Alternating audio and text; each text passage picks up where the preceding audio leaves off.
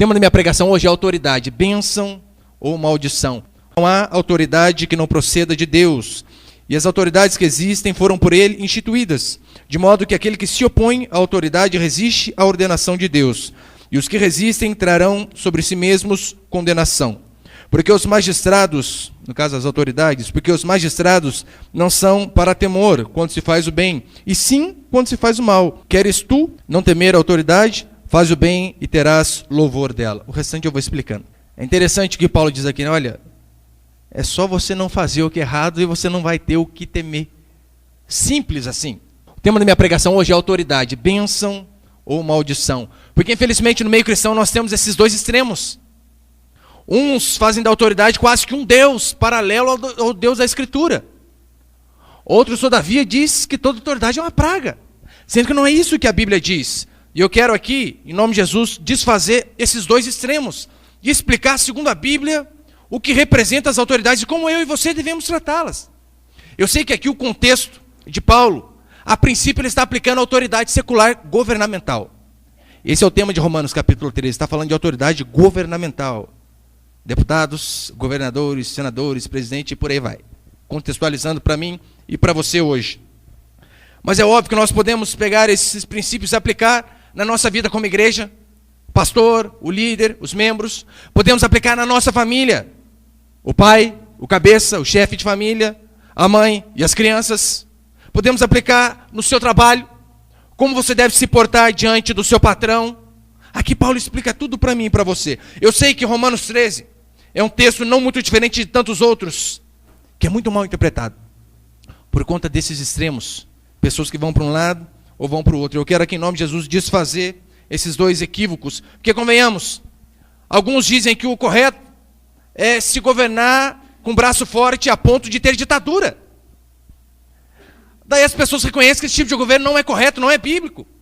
E vão para o outro extremo, que é o extremo da anarquia, onde não tem governo nenhum. Onde as pessoas fazem o que querem, onde não há ordem. Eu amo a reforma protestante porque um dos pilares da reforma protestante, o primeiro pilar, é sola escritura. A maior autoridade nessa igreja aqui, meu irmão, não são os seus pastores. A maior autoridade na sua vida, minha irmã, não é o seu marido. Mas a Bíblia diz que a maior autoridade na minha e na sua vida é a Escritura. E de acordo com a Escritura, a nossa vida deve ser guiada. Eu sei que um grupo vai dizer que a autoridade é ruim. Talvez porque ele foi oprimido, passou por momentos difíceis. Às vezes é um marido que foi um crápula, um governante que só arrancou o couro dele. Daí por conta disso ele acha que toda autoridade é ruim. Em contrapartida, as outras pessoas acham que a autoridade é quase que Deus, não erra, não falha. Sendo que nós sabemos que isso é mentira. Eu e você dizemos que toda autoridade é maligna. É um absurdo. Eu conheci uma igreja uma vez que a igreja não tem pastor. Por quê? Somos todos iguais. E é óbvio que no certo sentido somos todos iguais. Não temos nada de diferente. Como diz a Constituição americana, somos iguais perante o Criador. Isso é a mais absoluta verdade. Só que você imagina uma casa onde o pai não impõe as regras. Onde a esposa, os filhos, cunhado, faz o que quer. Vai sempre gerar bagunça. E a mesma coisa acontece na igreja. Então é absurdo esse negócio. Oh, não, aqui somos todos irmãos. Não precisa ter um. E é tão hipocrisia. Que eu conversava com o rapaz, falei, mas não tem pastor na sua igreja? Não tem. E ele disse para mim, mas como que é o culto? Ah, não, tem um irmão que toca um louvorzinho, um violão. Tem um outro irmão que traz a palavra. Tem ali quando a gente pode, a gente ajuda com oferta para comprar alguma coisa que precisa, cadeira para os irmãos. Eu falei, olha, posso traduzir para você? Esse irmãozinho que toca o violãozinho aí é o ministro do louvor. Esse outro aí que traz uma palavra para começar é o pastor. A única coisa que vocês estão fazendo é trocando os nomes. Mas é necessário, diz a Bíblia, que haja autoridade. Mas também há um outro extremo, onde algumas pessoas dizem que toda autoridade é divina, a ponto do catolicismo ter aquela doutrina da infabilidade papal. Você sabia que no catolicismo o Papa é perfeito, ele não erra? É mais ou menos o seguinte, tem até um documento de Bento XVI, o Papa emérito, porque ele não morreu, ele deixou de ser Papa apenas, por conta de saúde, idade. E para eles é assim, a partir do momento que é investido da autoridade papal, ele não erra mais. Aquele ser humano que até então era falível, como eu e você, foi instituído daquela autoridade papal, ele passa a ser infalível, não erra. Então eles descobriram um documento de Bento XVI, e eles tinham em dúvida, isso aqui é um documento falível ou não é? Depois eles descobriram que ele tinha escrito esse documento após ele ter deixado a posição dele de Papa. Então eles disseram, então é um documento falível, não podemos acreditar que é 100% certo. Consegue ver o absurdo? Não podemos acreditar dessa forma. E eu quero aqui então apenas passar 2 princípios dessa história. Primeiro princípio, primeira heresia que nós vemos, todo líder é maligno. Você pode falar para a pessoa do seu lado? Todo líder é maligno. Essa é a primeira heresia que nós vemos a respeito de autoridade, segundo o que a Bíblia ensina para mim e para você. A questão de obedecer à autoridade, principalmente no contexto aqui de Paulo, de Romanos 13, era algo extremamente sério. Paulo ali estava falando para os seus compatriotas, os judeus, e Paulo estava dizendo o seguinte, olha, vocês precisam obedecer Nero. Meu irmão, Nero era um imperador tirano. Nero colocou fogo em Roma, enquanto Roma pegava fogo, ele tocava violino. Literalmente estava nem aí para nada. Aí Paulo, que também era judeu, vem e diz para os seus compatriotas, vocês precisam aprender a se submeter ao imperador. Vocês precisam aprender a se submeter à autoridade. E os judeus ouvindo esse tipo de coisa era um absurdo para eles. Que história é essa? Nero é ímpio, Paulo. Você está falando que eu e você temos que obedecer. Olha o que diz Deuteronômio 17:15. Por que eles ficaram tão chocados com Paulo? Estabelecerás com efeito sobre ti, aqui Deus ordenando. Estabelecerás com efeito sobre ti, como rei, aquele que o Senhor teu Deus escolher. Homem estranho ao judaísmo. Homem estranho que não seja dentre os teus irmãos, não estabelecerás sobre ti, e sim um dentre eles. Você imagina o nó que Paulo deu na cabeça dos seus compatriotas. Quando Paulo vem e diz, olha, aprendam a se submeter, também é um governo secular. Eles tinham a Torá. Por isso que eles ficavam encabulados, Paulo, não é possível. Israel, no Antigo Testamento, era uma nação teocrática. Teocrática onde só Deus governa. Deus diretamente governava aquele povo, lembra? O povo precisava ser guiado durante a noite, e tinha lá aquela coluna de fogo que guiava o povo à noite. Durante o dia, um sol escaldante, tinha a nuvem, a coluna de nuvem que guiava o povo. Era Deus diretamente tratando com o povo, era Deus diretamente guiando o povo. Só que Paulo vem e diz, olha, vocês têm que aprender agora que antes nós éramos uma nação teocrática, que Deus governava. Eu não estou dizendo que agora vocês não são. Israel continua sendo uma nação teocrática e nós também. A diferença é a seguinte, Israel, assim como nós, agora nós somos uma nação dentro de outra nação. Não vivemos apenas sobre o governo de Deus, mas existem leis no nosso país que, assim como Israel precisava obedecer, eu também e você precisamos obedecer. E era isso que Paulo estava tentando explicar aqui para os seus irmãos. Nós somos uma nação dentro de outra nação. É óbvio, se a autoridade instituída em nosso país, ou em Israel, ou aqui, no caso, no Brasil, der para mim e para você uma ordem que vá contra o que a Escritura diz, nós devemos lembrar daquilo que os apóstolos disseram. Antes importa obedecer a Deus que aos homens. Se houver esse passe. Do contrário, eu e você também precisamos obedecer, sem sombra de dúvida. Lembra quando os discípulos chegam diante de Jesus e dizem assim, Senhor, é lícito pagar tributo a César? Eu sei que alguns estavam de uma forma capciosa, querendo fazer uma pegadinha com Jesus e pegar ele numa falha. Mas muitos também tinham dúvida. Senhor, mas que história que é essa? A gente tem que pagar tributo a César? E os irmãos lembram da resposta de Jesus, que foi, não é? Dai a César o que é de César e dai a Deus o que é de Deus. O interessante é que aqui no versículo 4 de Romanos 13, Paulo chama a autoridade, olha, visto que a autoridade é ministro de Deus. Paulo chama a autoridade secular de ministro. Essa palavra é a mesma palavra que Paulo usa para pastor, que Paulo usa para apóstolo. Ele usa também para autoridade secular. Olha, assim como nós somos enviados de Deus, esses governantes também o são. O que a Bíblia diz então? Devemos obedecer às autoridades? É óbvio. Aqui em Romanos 13 diz que elas foram instituídas por Deus. E como que eu e você não vamos obedecer? Eu não estou dizendo que cada pessoa que esteja no ofício de autoridade seja a vontade de Deus. Nero não era, a não ser para subjugar o seu povo. Mas Nero, a princípio, não era a vontade de Deus. Um imperador tirano que só acabou com o povo. Nero podia não ser, mas o ofício de Nero de governar, de estabelecer ordem, esse ofício, sem sombra de dúvida, é óbvio que era de Deus. A questão não é o tipo de governo que nós temos, seja monarquia, seja democracia, mas a questão é, Deus instituiu o governo, para que haja ordem. Em Daniel capítulo 2, verso 1 diz que Deus remove e estabelece reis. Em Mateus 28, 18 diz Jesus assim, olha, toda autoridade me foi dada. Se a autoridade fosse algo maligno, como alguns dizem, só para oprimir o povo, você acha que Jesus ia dizer isso aqui? Toda autoridade me foi dada, nos céus e na terra? De forma alguma. Toda autoridade é maligna, é fruto da queda, alguns dizem. Não, não é. Porque principalmente as mulheres feministas pensam que elas têm que se submeter ao marido por conta da desobediência de Eva. Se não fosse aquela mulherzinha lá, eu estava tranquilo. Mas você sabia que a autoridade já existia antes da queda? É o que diz, eu coloquei ali, 1 Timóteo 2,12. 1 Timóteo capítulo 2, versículo 12. E não permito que a mulher ensine. Paulo aqui já começa bem rústico, não é? Não permito que a mulher ensine, nem exerça autoridade de homem, e seja, porém, em silêncio, porque primeiro foi formado Adão e depois Eva. É óbvio que Paulo está falando no tocante a governo de igreja. Então essas igrejas onde tem a mulher que é a chefa, corre de lá, meu irmão.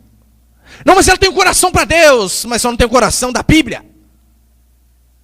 Porque segundo a Bíblia, pastor, quem governa a igreja deve ser homem. Pastor, porque o homem é melhor? É óbvio que não.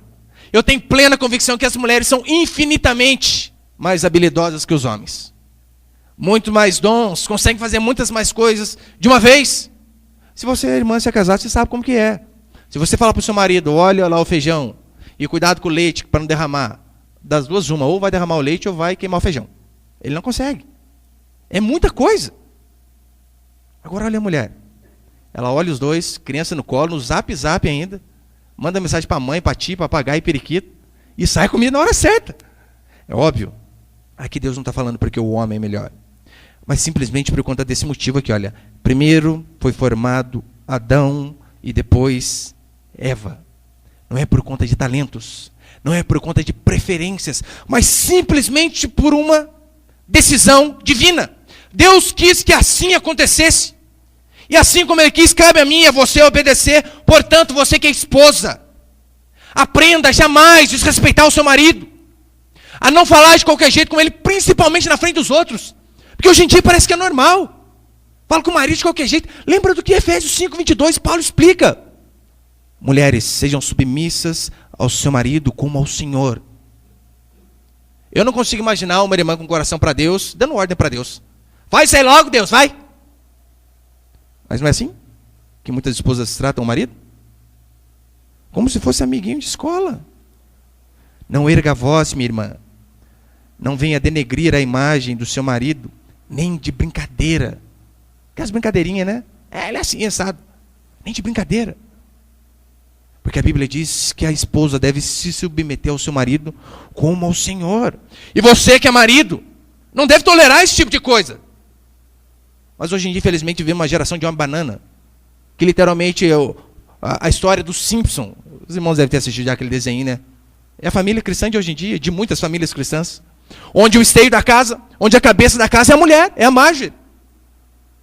Aonde o homem é apenas o Homer, aquele banana que não sabe fazer nada. E qual que é a consequência de uma família onde os valores são invertidos? É Bart Simpson. O menino sem freio, sem rumo, sem nada. Portanto, você que é mulher, aprenda. Você que é filho, a Bíblia diz, honra teu pai e tua mãe, para que se prolonguem os seus dias. Esse é o primeiro mandamento com promessa. Agora, hoje em dia, tem adolescente que chama pai de velho. E aí, velho? Vamos à sua casa hoje. Chama pai de você. Eu já acho um absurdo. Pastor, mas não é só um pronome de tratamento? Pode ser. Pode ser. Mas você trata um juiz de você? No seu serviço, você chama o seu patrão de você? Por que o seu pai é humano? É o velho? É o careca? Absurdo. Honre teu pai e tua mãe para que se prolonguem os seus dias. Mas o problema também hoje em dia é que tem muito pai e mãe frouxo. Que o filho fala do jeito que quer. E deixa, não faz nada. O menino reclama todo dia. Ai, de novo isso aqui, ai, de novo isso aqui, ai, de novo isso aqui. Meu irmão, reclamou uma, reclamou a terceira, já vara no lombo dele. Que história é essa? De tudo murmura. Principalmente criança quando vai crescendo, tem aquela idade que não existe, pelo menos biblicamente, a adolescência que não existe. A criança, você fala um negocinho, ai, tá bom. Sai desse jeito, batendo o pé. Se a sua mão não chegar, faz o chinelo voar nele ou nela. Não admita esse tipo de coisa. Pastor, mas isso não é ser duro demais? Você está privando seu filho e a sua filha de Deus punir. Eu prefiro a minha mão sobre os meus filhos do que a mão de Deus. Devemos ser firmes com essas coisas. Eu sei que alguns dizem, no tocante à política, olha, política é um negócio do demônio, política é pecado. Meu irmão, pecado é você achar que política é pecado. Paulo estava falando aqui para governantes.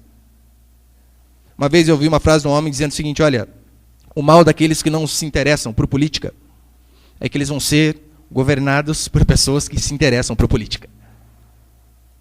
A Bíblia tinha Daniel, que era um governador, um tipo de juiz que tomava conta. José do Egito, o próprio nome, governador. José de Arimateia, alguns dizem que ele tinha um título mais ou menos parecido com o nosso senador de hoje. Porque lembra que ele foi ter com Pilatos? E quem que chega no governador assim do nada? Eu vou conversar com ele. Não, não é qualquer pessoa, não. Talvez você já ouviu aquela frase, religião e política não se discute. É mesmo. Não se discute religião. Nós cremos que só o nosso Deus salva. O outro crê que Iemanjá, que Buda, que Alá, que Maria também salva. Se a nossa crença é verdadeira, eles estão indo para o inferno. E você acha que não pode discutir. Você acha que por amor, eu e você não podemos chegar a eles dizendo, olha, em nome de Jesus muda. A Bíblia diz isso, isso, aquilo, é assim que você precisa crer. Ou as pessoas que dizem, a política não se discute. Meu irmão, por conta de governos que administram mal. O tanto de pessoas passando fome em nosso país. Teve uma irmã falando aqui para mim, na cidade que ela trabalha, o prefeito gastou tão mal o dinheiro, ficou sem cesto de Natal, sem 13º, pagamento atrasado. E você acha que não pode discutir política? Eu e você temos que reavaliar, então, os nossos conceitos. Eu não estou dizendo que todos os deputados, governadores e pastores, no caso de autoridade dentro da igreja, que são de Deus. Claro que não. Sabemos que muitos são enviados do cão mesmo. Mas uma coisa é fato. O ofício deles é algo divino. Com base, então, em tudo que a Escritura diz, como eu e você podemos dizer, a autoridade é maligna. Eu não estou dizendo que a autoridade não erra. É óbvio que a autoridade erra. É óbvio que político erra. Que o seu patrão vai errar. Que você, como pai, você vai errar. Que os seus pastores vão errar. A autoridade não é perfeita. A autoridade também erra. Mas não é porque erra que você pode tratar de qualquer jeito e desrespeitar. Filhos, pais erram com os filhos. E às vezes por conta de erro. Os filhos acham que pode tratar o pai e a mãe de qualquer jeito. Uma vez eu estava ouvindo a história de um jovem. O pai dele muito, mas muito alcoólatra.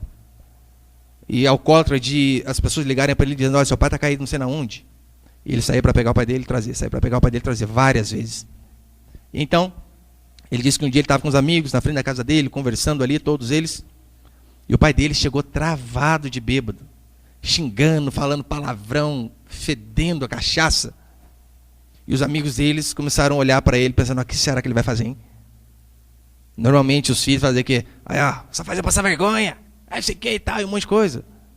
Aquele adolescente se levanta em silêncio, pega o pai dele, põe no ombro, leva para o banheiro, dá um banho, dá uma comida, põe na cama para dormir. Não é porque a autoridade erra que eu e você podemos tratar de qualquer jeito. Já percebeu como funciona a igreja? A ovelha erra com o pastor. Todo mundo já sabe, né? Perdoar. 70 vezes 7, pastor! Dá cita a Bíblia pra gente. Maravilha, é correto. Mas você percebeu quando o pastor erra com a ovelha? Uma das primeiras coisas que a ovelha quer é sair de igreja. Eu não vou ficar mais aqui não, no dia seguinte o pastor errou. Eu não estou dizendo, meu irmão, erros graves é óbvio, não tem como dar junto. Você sabe lá que o seu pastor está passando a mão no dinheiro da igreja? Está saindo com uma outra irmã que não é a esposa dele. Isso aí é absurdo. Ou que não prega nada da palavra. É óbvio, essas coisas não tem como andar junto. Mas eu vim falar para você, eu não preciso ser profeta para falar não. Seus pastores vão errar com você. Mas e daí? Você fica junto até quando? Até quando eles errarem? A partir do momento que errar não serve mais. Meu irmão, você não vai parar em igreja nenhuma. Porque todos, sem exceção, vão errar com você. Eu sei que o diabo é o príncipe desse mundo. E todo governo, nós não podemos dizer que por conta do diabo ser o príncipe desse mundo, que todo governo é maligno. Isso é uma coisa maligna pensar dessa forma. O diabo reina, é óbvio que reina. Mas o diabo, uma das estratégias dele, sabe qual é? Destruir a autoridade. É fazer aquele que está na frente. Que convenhamos. Eu era assim quando eu fazia cursinho, quando eu estava estudando. Às vezes o professor de física estava passando uma coisa lá, ele colocava uma conta errada. Era a oportunidade que todo aluno quer. Professor, está errado ali. Parece que a gente torce por essa hora, né? Daí escorre aquela baba de veneno aqui, assim, quando você vê aquela pessoa errando. O diabo ele tenta fazer dessa forma. Ele tenta fazer quem está na frente errar, porque ele sabe que o tombo vai ser maior. Em Mateus 14, 27, Jesus diz assim: ferirei o pastor, e as ovelhas ficarão dispersas. Olha que interessante. Quer acabar com uma igreja, é só derrubar o pastor. Porque daí o povo vai ficar sem rumo. Porque muitos, infelizmente, colocam a esperança no homem. Uma vez, meu filho, ele tinha acho que uns 7 anos, ele falou assim para mim: pai, 7, 8, 9, não lembro. Pai, por que o senhor é pastor? E ele tinha me conhecido, na época eu fui militar, desfrutou muito dessa época. E eu falei assim para ele: filho, toda profissão feita com dignidade é louvável. Todo. Pedreiro, carpinteiro, borracheiro, o vendedor ambulante. Toda profissão deve ser feita de forma digna. Toda profissão é louvável. Mas o que Deus escolheu para o seu pai fazer, porque não foi o seu pai que escolheu. O que Deus escolheu que o seu pai fizesse é algo que não vai ficar apenas aqui nesse mundo. Deus chamou seu pai para fazer algo que vai além da eternidade. Ele ainda perguntou para mim: pai, médico é uma boa profissão? Eu falei: excelente profissão. Ganha bem? Ganha muito bem, meu filho. Mas por que você é pastor? Eu falei: filho, deixa eu explicar de novo. Filho, porque foi uma coisa que Deus escolheu para o papai, apenas por isso. Eu falei para ele: olha, o médico, filho, que ele é honesto, ele traz um benefício para muitas pessoas. Por conta de estudo, de uma faculdade, por conta de se aprimorar e de um trabalho árduo, ele pode dar 10, 15, 20 anos a mais para uma pessoa que chegou prestes a morrer. A diferença dele para o seu pai é que o papai prega que essas pessoas vão morrer com 15 ou 20 anos, a menos ou a mais. Mas aquilo que Deus chamou o seu pai para fazer, pode livrar ele da perdição. Falei para ele: filho, pedreiro é uma profissão louvável. Só que pedreiro constrói casa para os irmãos aqui. O seu pai prega a palavra para que os irmãos tenham uma casa lá. Toda profissão é digna. Então, ele falou: agora eu entendi. Mas eu quero ser jogador de futebol, eu quero ser pastor não. Ele estava, acho que só por causa do salário. Ficou assim. Mas toda profissão é digna. O que você faz, meu irmão, é algo santo. No seu serviço, aonde você estiver. E eu creio também que aquilo que eu faço é algo santo. Só que por quê? O que eu faço é algo santo. Mas nós sabemos que tem uns picaretas, pilantras, salafrários, sem vergonha e por aí vai. Que usam do púlpito de forma errada. Para arrancar o couro da ovelha e não dar a vida pela ovelha. Que usa do microfone para fazer uma pressão psicológica para a pessoa dar tudo o que ela tem. Porque eles fazem errado. Eu vou fazer o quê? Vou deixar de fazer o que é correto? É óbvio que não. Vou continuar fazendo o que é correto. Se você... um político, não tem problema não. Cristão ser político é bênção. Não pastor. Pastor não pode. Mas um cristão... Agora, se todo mundo rouba, você vai roubar? Precisamos continuar fazendo o que é reto. Como eu falei, tem igrejas que dizem que, olha, aqui não tem pastor. Porque eles dizem que somos todos iguais, e de fato somos. Mas experimenta um dia, sem cinto de segurança, ser parado numa blitz policial e falar assim para o PM: somos todos iguais. Vai me multar por quê? Você acha que cola ou não? Você pode citar, meu irmão, até a Constituição americana para ele. We the people, nós, o povo. E cita lá a passagem que diz: olha, somos todos iguais perante o Criador. Sabe o que ele vai falar para você? E daí? Perdeu o playboy. Tá sem cinto, é multa. Então, no sentido, somos todos iguais, mas exercemos funções diferentes. Você sabe, na nossa igreja nós não temos pastoras porque não vemos esse respaldo bíblico. Mas não é porque não temos pastoras que as esposas dos pastores vão ser tratadas de qualquer jeito. São melhores que as outras irmãs? De forma alguma. Mas devem ter uma consideração a mais. São esposas do seu pastor. Tomar cuidado com a brincadeira, com o linguajar, com aquilo que fala. Respeito, sempre. Essa frase, somos todos iguais, foi dita por Datã, Coré e Abirão. Rebeldes ao extremo. Lembra a história? Datã, Coré e Abirão se rebelaram contra o seu líder Moisés e Arão. E olha o que eles disseram: olha, quem colocou vocês na frente de nós? Somos todos iguais, Deus fala por vocês e fala por nós. Moisés, na hora, ele ficou desesperado. Falou, o que vocês estão fazendo, criatura? Porque Moisés se preocupava, porque ele sabia, olha, eu não estou aqui porque eu quero. Na verdade, ele não queria. Deus o colocou. Daí Moisés diz assim, olha, para vocês verem que eu não estou aqui porque eu quero, mas porque Deus defende, não a mim, Moisés, mas o meu ofício. Se essa família aí, Datã, Coreia, Beirão, com esposa, filho, cachorro, papagaio e periquito, com toda a sua casa, se eles morrerem de uma forma normal, saberão que eu não sou enviado do Senhor. Agora, se eles morrerem de uma forma que vem aterrorizar o povo, que ninguém nunca morreu, saberão que Deus me revestiu dessa autoridade e que eu estou aqui porque Ele me colocou. Diz a Bíblia então que Moisés manda esse povo se separar. Datã, Coreia, Beirão, suas esposas e filhos e toda a sua casa. Então diz a Bíblia que o chão se abre e eles são engolidos vivos para o inferno. Pastor, é que Deus gostava muito de Moisés. Não. Deus também foi firme com ele quando precisou ser. A diferença é que aquelas pessoas se rebelaram contra a posição que Deus tinha instituído e não contra aquele homem apenas. Em 2 Pedro, também acontece a mesma coisa. Diz a Bíblia que aqueles homens desprezavam a autoridade. Na verdade, sabe por que eles faziam isso? Simplesmente para continuar vivendo no pecado. Não é isso que muitos dizem? Para que ir para a igreja?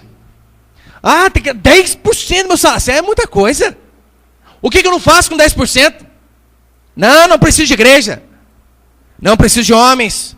Não preciso de um convívio de pessoas. Normalmente, olha a vida dessas pessoas. São pessoas que dão desculpas para viver a sua vida pecaminosa. Para viver de forma errada. Normalmente são pessoas que têm uma vida suja.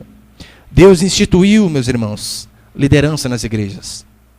Não é invenção de pastor. Paulo, quando ele passava pelas igrejas, ele instituía presbíteros, que é a mesma função de pastor. Cada lugar que ele passava, que ele abria uma igreja, ele colocava lá presbíteros, diáconos, para cuidar do povo. Paulo não fazia isso, eu começava uma igreja, todo mundo é todo mundo. Faz o que der na telha. Todo mundo canta, todo mundo toca, todo mundo prega, faz o que quiser. Não. Paulo instituía esses homens. Jesus escolheu 12. Jesus também tinha ali seus líderes, os seus obreiros. Mas eu vou deixar bem claro, o líder também não é melhor que ninguém. Porque a tendência é o líder estufar o peitinho e achar, eu sou alguma coisa. Uma vez eu fiz essa oração de coração. Falei, Senhor, eu sei que eu sou apenas um instrumento em tuas mãos. Mas convenhamos, que instrumento, hein? Daí Deus vai dando umas moídas na gente, vai derrubando a gente no chão. E a gente vai aprendendo a ser humilde. Eu falei, meu Deus, o que eu fui orar, hein? O líder não é perfeito, não é a melhor pessoa do mundo. Muito pelo contrário. Em 1 Coríntios 1:26, Paulo diz que Deus escolheu os que não são, para envergonhar aqueles que são. Mas uma coisa é fato. Todo rebelde gosta de ser independente. Não preciso de ninguém. Hoje em dia, em nosso país, tem um termo chamado desigrejados. São aquelas pessoas que se dizem cristãs, mas que não precisam de igreja. Elas são igrejas sozinhas, lá na casa delas. E o estranho é que às vezes são igrejas, sabe como? Lá reúne com o povinho deles, não sei na onde, na segunda, na terça, na quarta, na quinta. Não, mas não é igreja, porque não estamos no prédio. Daí se reúne no bosque, na casa, não sei não. É a mesma coisa, meu irmão. Não muda nada. Não muda nada. Só que a maioria dessas pessoas são, na verdade, rebeldes. Não preciso de homens para me ensinar. Você acha que não mesmo? Você acha que você consegue aprender a Bíblia sozinho? Eu venho falar para você, eu não consigo. E eu faço isso o dia inteiro, das 6 da manhã às 11h30 da noite. Eu não consigo. Pode ser que você seja um iluminado, não é? Que o Espírito Santo fale diretamente, sem um telefone lá que você atende. Senhor, pois não, o que significa aquela passagem? Obrigado.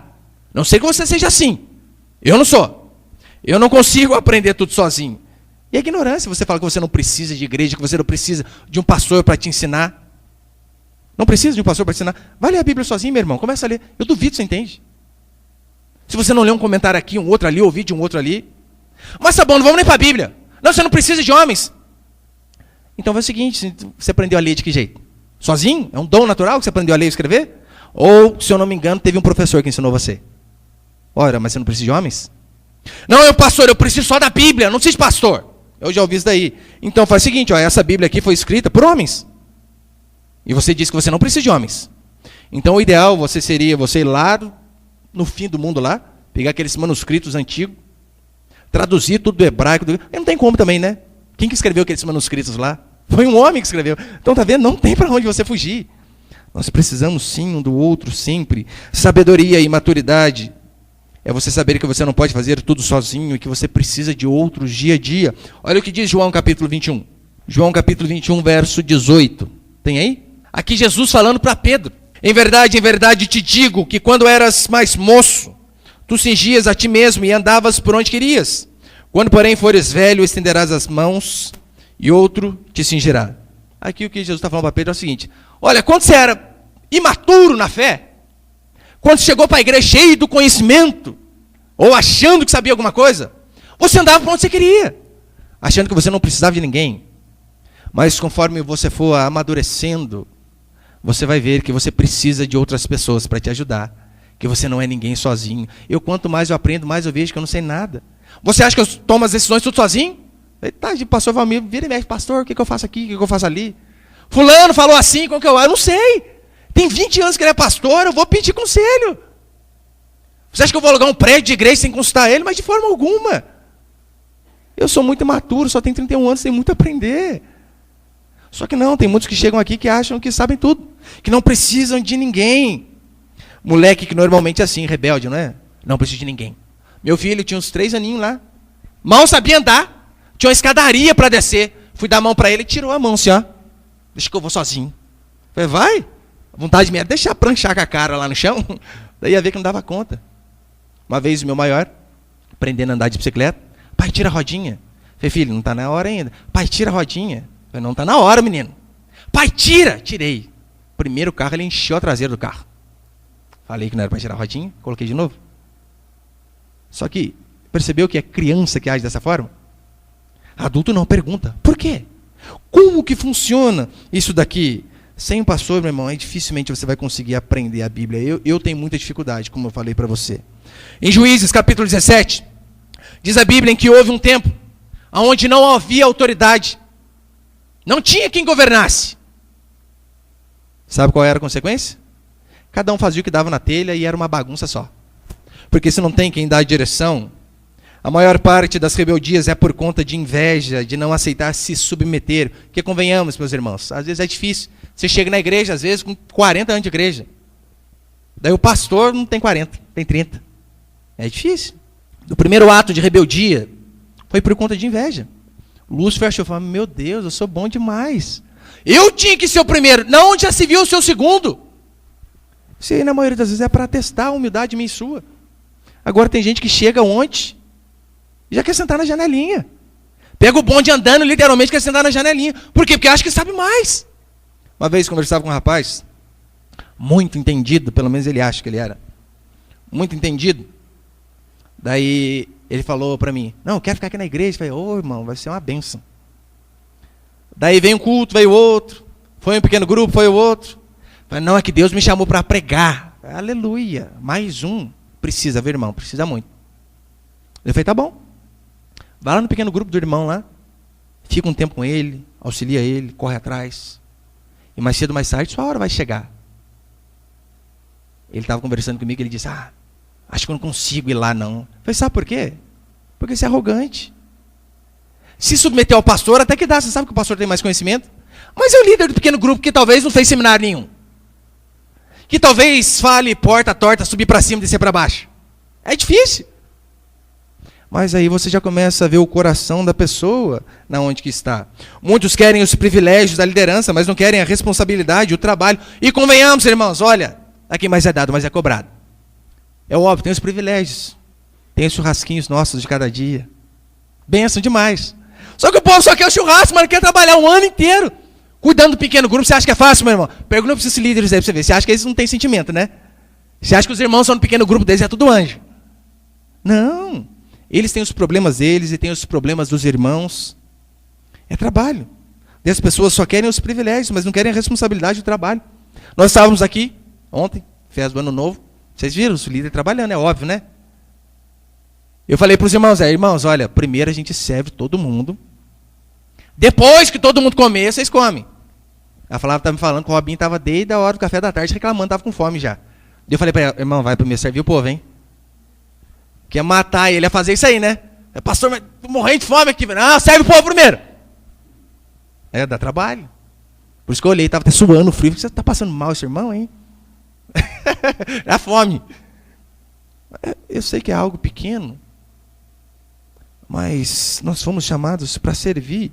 O maior milagre de Cristo não foi ressuscitar um morto, foi se submeter a Maria, a uma mulher natural e pecadora como todos nós. Um líder pode destruir uma nação, isso é verdade. Hitler conseguiu.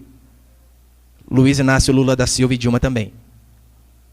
Mas líderes cheios do Espírito Santo podem ser instrumento para que uma nação seja levantada, assim como John Wesley foi. Alguns dizem que a Inglaterra não tinha alternativas, estava apenas degringolando, uma miséria terrível, prostíbulo para tudo que é lado, até que se levantou homens de Deus como John Wesley, e por conta da pregação do Evangelho foi transformado. E para encerrar, segundo princípio, segunda heresia que nós vemos é que todo líder é divino. O primeiro extremo é que todo líder é maligno. O segundo é que todo líder é divino. Talvez você já ouviu esse tipo de argumento. Mas não pode falar nada porque o fulano é ungido do Senhor. Aleluia. Não fale nada contra ele. Será mesmo? Você sabia que reis, padres, na época da Inquisição, na Idade Média, eles usavam esse texto de Romanos, capítulo 13, para ratificar o seu poder e a sua autoridade? Dizendo, eu fui instituído por Deus. Portanto, posso fazer o que eu quiser. E não é assim que muitos líderes também fazem no dia de hoje? Quem é você, ovelhinha, para levantar o nariz contra o ungido do Senhor? Quem é você para falar alguma coisa contra mim? As funções de pastor, policial, rei, são de Deus, é óbvio. Mas nem todas as pessoas que estão nessa posição o são. É a vontade de Deus, meu irmão prefeito? Claro que é. Porque senão não tem alguém para administrar o dinheiro da cidade. Mas é a vontade de Deus um prefeito corrupto, que por conta de uma má administração, ele manda a nossa igreja e não tem 13º? Talvez você também esteja passando por isso. É claro que não, de forma alguma. Que haja um governo no país, é óbvio que é a vontade de Deus, mas que seja Hitler esse governo? Duvido. Que haja pastor na igreja, pode ter certeza, é a vontade de Deus. Mas que não seja aquele pastor que chupa até o osso da ovelha, que não prega a palavra de forma verdadeira. A Igreja Católica pregou essa heresia durante muito tempo, de que todo líder é divino. E eles ainda acreditam, se falando do Papa. Mas em 1215, no Concílio de Latrão, a máxima era a seguinte: os poderes seculares estão sujeitos às ordens da Igreja. Olha o pensamento que eles tinham. Todo governo, todo poder secular está sujeito à Igreja. Ao ponto de padres que infringissem a lei não podiam ser punidos. Imagina a bagunça que não virava. Era o crime do colarinho branco, só que para padre. Eles não eram afetados por conta da lei. E qual foi o resultado dessas coisas, pastor? Idade das trevas. Só isso. Onde não há punição, a desordem, a bagunça. Com pastores, será que acontece mesmo? É claro que acontece. Infelizmente acontecem. Hoje em dia nós vemos pastores, tem o grau hierárquico, né? Depois o pastor é o apóstolo. Se você for seguir a linha do René Terranova, vai ter o pai apóstolo. Ele se considerou o pai dos apóstolos. E ungiu a mãe dele como apóstola matriarca do útero profético. É óbvio, saiu dali? Você dá risada, mas é verdade. Agora, se eu não me engano, ele foi promovido também. De pai apóstolo, agora ele é patriarca. Eu acho que a próxima é sumo sacerdote. A próxima, Jesus, sai da reta, hein? Absurdo. Mas você vê como que acontece essas coisas também? Porque como que você vai falar contra um cara que é um patriarca, meu irmão? O cara está no nível de Abraão, Isaac, Jacó. Vai discutir com um cara desse de que jeito? Mas, ainda que não seja um apóstolo, um patriarca desse, o tanto de pastores que nós vemos que acham que detém todo o poder, a ponto do irmão não querer ficar mais na igreja, ele joga até praga. Vai sair daqui andando? Vai voltar rastejando, seu infeliz. Ei, irmão, conheço um monte, viu? Joga praga no povo. Como pode ser pastor uma pessoa dessa? Só que eles pegam exemplos que a Bíblia dá, como o exemplo de Noé. Noé, de fato, ficou bêbado. Pecado terrível. Imagina eu bêbado. Não, imagina não. Porque Noé ficou bêbado, depois pelado, né? Para a imaginação por aí. Noé encaixaçou, ficou peladão lá, depois. E os filhos deles viram lá, Cão, é o nome do filho, Cão, né? Tinha que fazer coisa errada mesmo. Cão já viu lá e já saiu contando para todo mundo. A baixaria que o pai está fazendo, vem ver. E diz que os outros irmãos sem Jafé, eles pegaram um lençol, e o pai dele nu, bêbado, e eles foram de costas andando para não ver a vergonha do pai, cobriram o pai dele. O interessante é que Noé, depois de recobrar a consciência, amaldiçoou seu filho cão. Disse que ele seria escravo. E o pior é que essa praga pegou. Só que muitos pastores usam esse exemplo para dizer o seguinte, tá vendo? Eu posso estar errado, mas não pode falar contra mim. Eu estou errado, mas não pode. Eles pegam o exemplo de que se rebelaram contra Arão e Moisés e diz o seguinte, olha, se rebelar contra mim, mesmo eu estando errado, Deus vai punir você. Só que eles esquecem o seguinte, a função ali, Deus queria tratar com o povo naquele momento. Não quer dizer que Deus não tratou com as autoridades, e Deus tratou. É óbvio que Deus tratou. Só que nós temos que pensar o seguinte, não existe essa teologia da submissão cega, que você precisa acreditar em tudo que eu falo, e não erguer a voz, e não ter a sua opinião. Temos opiniões diferentes, não tem problema. Mas quando nós ouvimos aquela frase, está escrito, acabou a opinião minha e sua. É o que a Bíblia diz e pronto.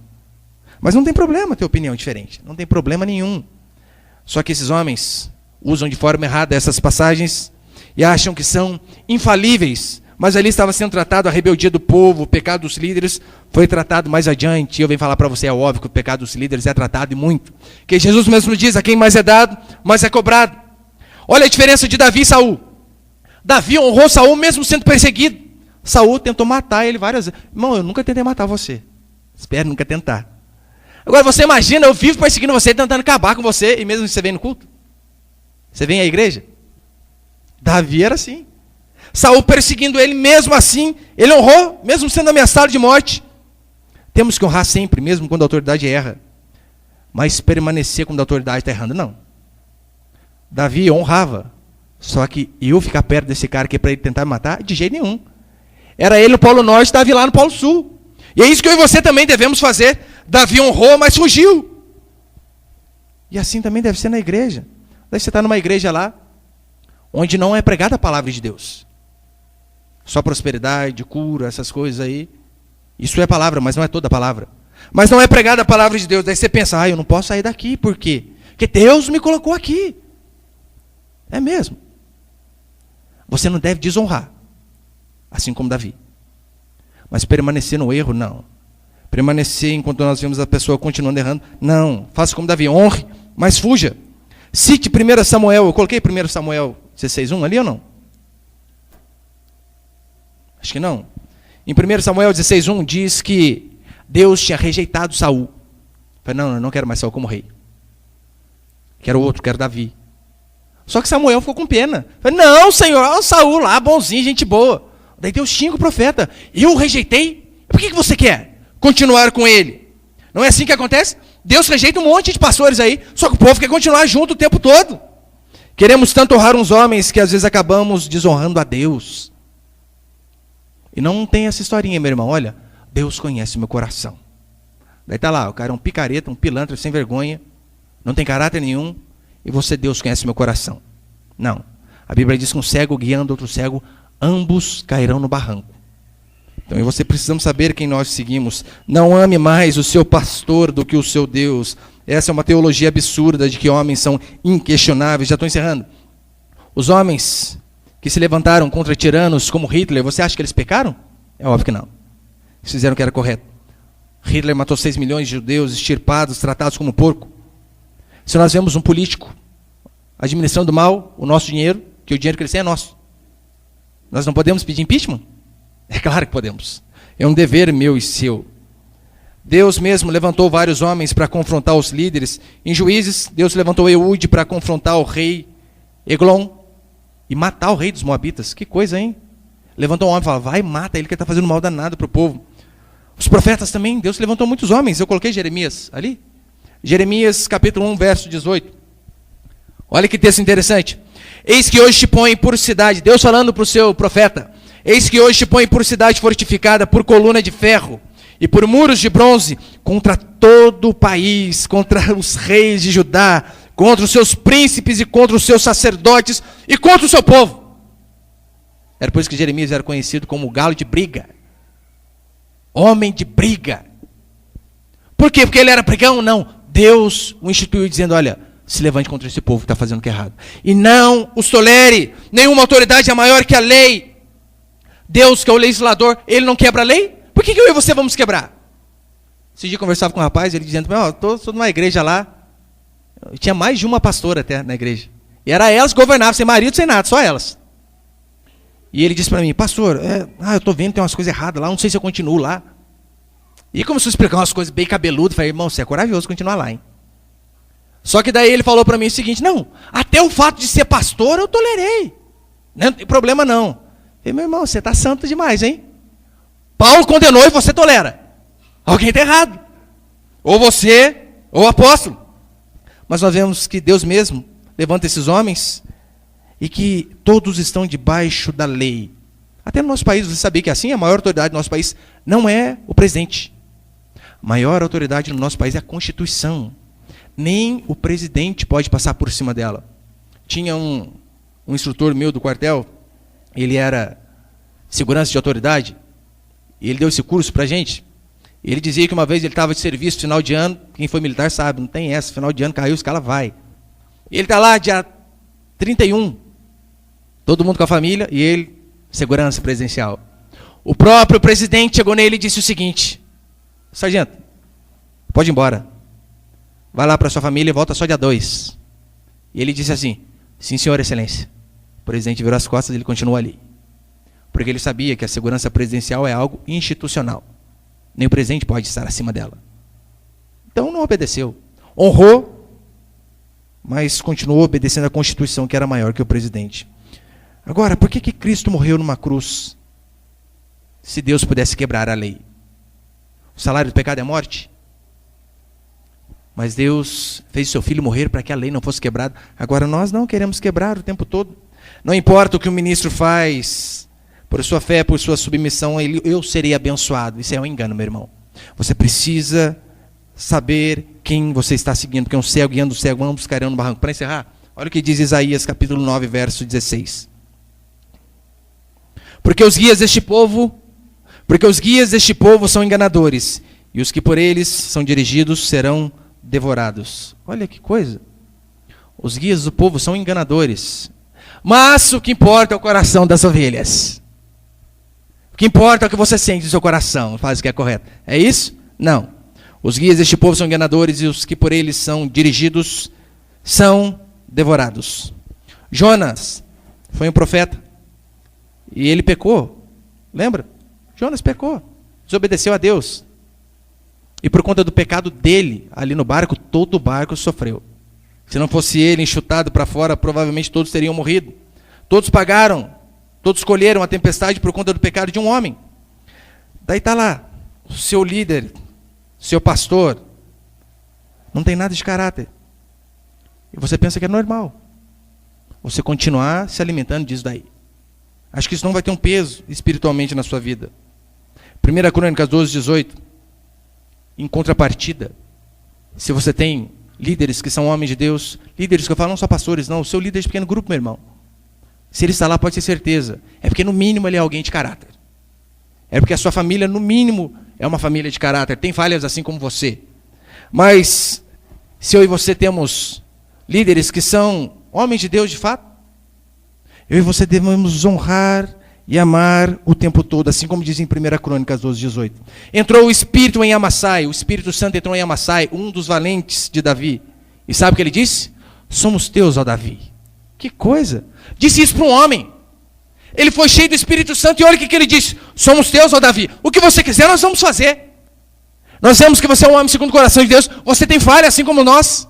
Mas Deus instituiu você e nós estamos juntos. Em 2 Samuel 23, 17, diz a Bíblia que os valentes de Davi, olha o nome do exército de Davi, tinha a tropa de elite, os valentes. Que Davi estava um dia ali no seu palácio.